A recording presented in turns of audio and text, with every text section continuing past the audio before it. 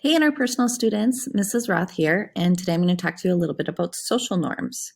Social norms, you should have gotten from the Chapter 1 notes, is something that we do as a society to kind of get along and fit in together and keep things moving smoothly. It's one of the purposes of communication.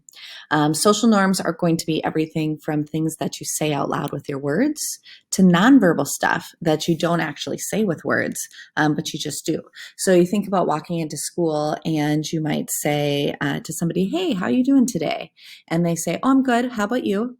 Now, is that person really doing good, or are they doing well, right? Or do they just say that because that's what you expect? Sometimes it's the second, right? You just do things because it's what people expect. You walk into a classroom, you find your chair, you sit on your chair. You don't stand on your chair. That would be weird, right? Did the teacher tell you sit in your chair? No, you probably just did it. So social norms are things that usually you don't have to tell people to do. It's something that you look around, you see what other people are doing. Oh, this is what we're doing in this situation. And it's stuff that it's generally cultural, right? So when we go to the beach, what do? Well, there's certain things you do in America that you might not do in a different country, or you do in Minnesota that you might not do in a different state, or you do in Lakeville that you might not do in a different city, right? So social norms can be cultural, they can be localized, and they definitely depend on context. So what setting are you in? What's going on at that moment? Who are you with?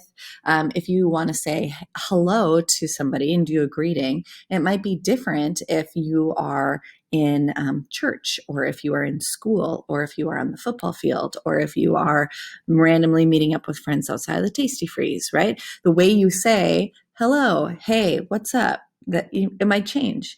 And it also might change depending on who your speaker is. So are you a teacher or a student or a kid or a grandma? Are you speaking to a teacher, a student, a kid, or a grandma? That might change things too, right?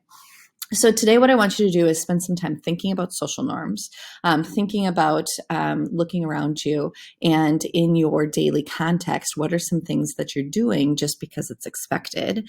And then thinking about what would happen if you break those social norms. It should be pretty obvious, right?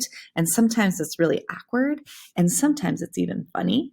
So what you're going to do is, let's take a look here at the days and what you guys are going to do.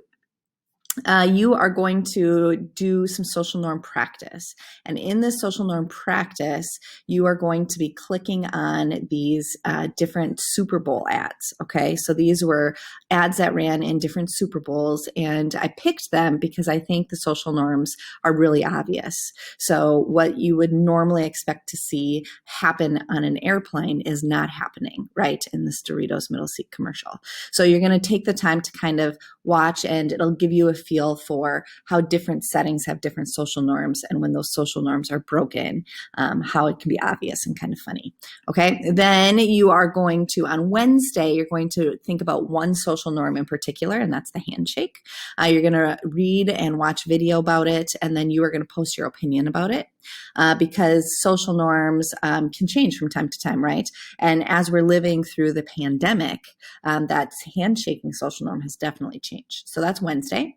Thursday, what you're going to do is you are going to start working on making a video where you demonstrate keeping a social norm and breaking a social norm in a particular setting.